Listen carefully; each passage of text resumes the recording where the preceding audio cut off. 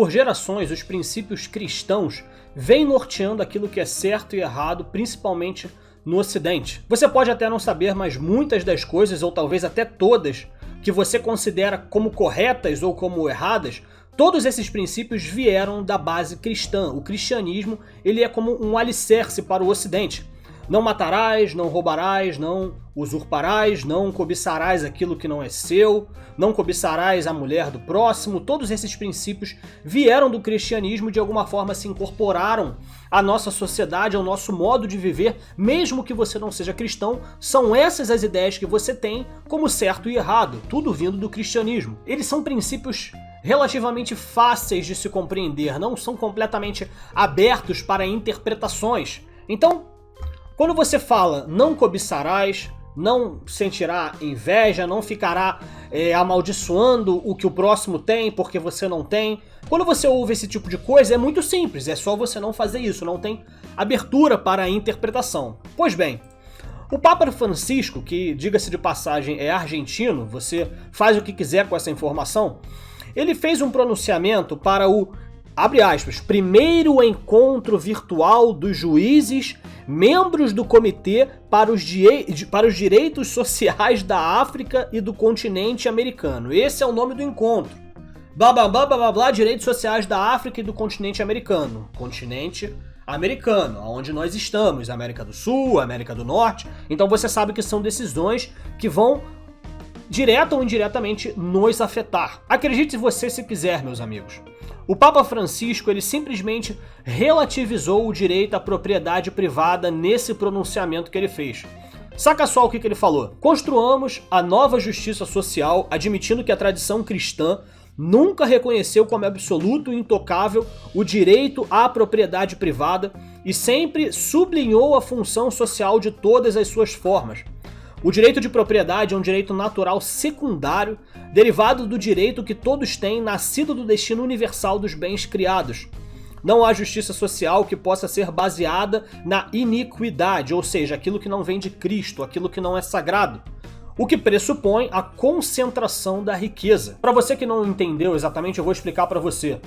Não há justiça social que possa ser baseada na iniquidade, ou seja, naquele que segue o caminho do bem, em outras palavras, o que pressupõe a concentração de riqueza. Ele está querendo dizer que a concentração de riqueza é algo ruim. Sim, a ganância é algo ruim, a luxúria é algo ruim, a soberba é algo ruim, mas você não pode usar isso aqui como moeda política para satisfazer os próprios interesses. Você não pode ameaçar tirar a propriedade privada das pessoas se baseando em um conceito cristão.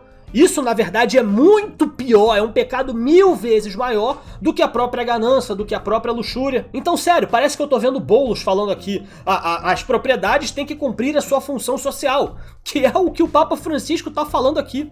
O direito de propriedade é um direito natural secundário, derivado do direito que todos têm. Então, sobre uma falsa premissa de ajudar aqueles que mais precisam, como, por exemplo, aqueles que não têm nenhum lar para morar, que moram na rua, por exemplo, com isso em mente você pode tomar a propriedade de outras pessoas que estão apenas em uma situação melhor, mas não estão em situações maravilhosas. As ideias que esse Papa Francisco lança, em sua grande maioria, todas elas são alinhadas com interesses da esquerda. Você já ouviu falar alguma vez em direito à propriedade privada dentro da sua igreja? Como um conceito cristão, como algo que o cristão deve falar a respeito? Quer dizer, será que o Vaticano está realmente disposto a se desfazer de tudo aquilo que eles têm? O patrimônio da igreja, sei lá, deve passar dos trilhões de dólares. Será que eles estão dispostos literalmente a se desfazer de toda essa estrutura em nome de um bem maior para dar aos pobres? Ah, não, mas o que a gente tem aqui é de Deus, não é de todo mundo. Eu imagino que seja essa a desculpa que eles irão falar. Mas a sua propriedade, meu amigo, aí eles que vão decidir se é de Deus ou não. E me envergonha muito, como cristão, mesmo não sendo católico, ter um papa desse no comando aí do Vaticano, espalhando todas essas bobagens, todas essas baboseiras, e cada vez mais tentando minar aquilo que construiu o Ocidente. Como se já não bastasse as inúmeras igrejas que nós temos aqui no Brasil, que estão com seus pensamentos completamente desvirtuados e estão servindo apenas como militância política para a esquerda. Sei lá, na minha igreja, o pastor ele costuma falar de que é muito importante que você vote com consciência, de que você participe das decisões da sua comunidade, do seu bairro, do seu condomínio, das menores coisas mesmo. E quando você vê em outras igrejas esquerdistas, de pastores esquerdistas, você vê eles literalmente militando contra o presidente Bolsonaro, falando que o presidente Bolsonaro é o enviado do inferno e que não sei mais o que. E não se engane, a decisão do Papa Francisco de estar onde está, de ocupar o cargo que ocupa, o de Papa, isso não foi uma decisão simplesmente religiosa, isso foi uma decisão política. O que me deixa com muita raiva quando eu vejo a direita brasileira completamente desunida. Ah, mas você acha que se a direita tivesse unida a gente ia conseguir impedir? Não é isso que eu tô falando. Isso é um conjunto universal. Cada um faz a sua parte aonde der. Você tem que minar a influência da esquerda, a influência dessa depravação toda, aonde você está, no seu meio. Só que no Brasil a gente não tá conseguindo fazer isso.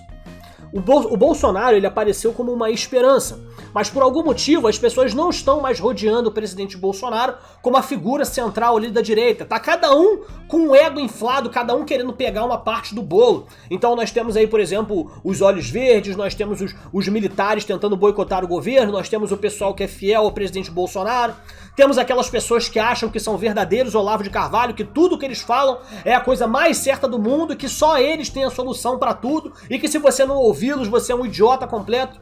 Olha só quantos grupos nós temos aí, temos os traidores que, apesar de não estarem com a gente, também são anti-esquerdistas. É nesse tipo de confusão que aparece um Papa Francisco lá no poder. E eu sei que vocês sabem o que acontece quando você literalmente quebra o alicerce de uma estrutura.